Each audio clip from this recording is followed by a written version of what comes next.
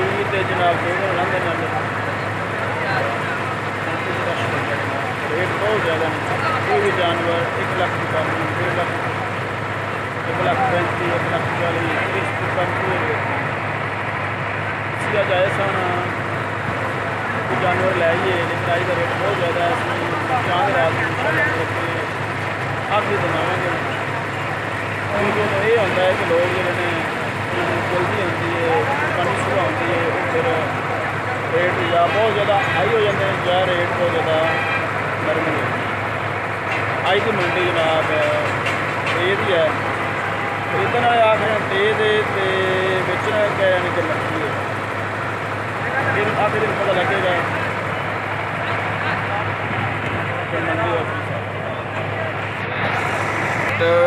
1.5 लाख मंगाया जनाब उन्होंने। तो चलिए मोड़ो, चलिए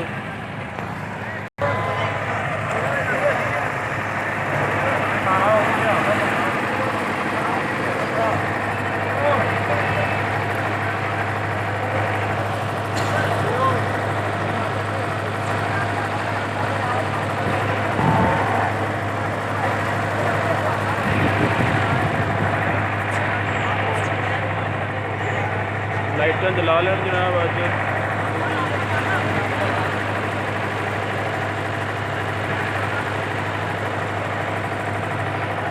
रेट बड़े हाई हुए हैं। फिलहाल जानवर लैन का कोई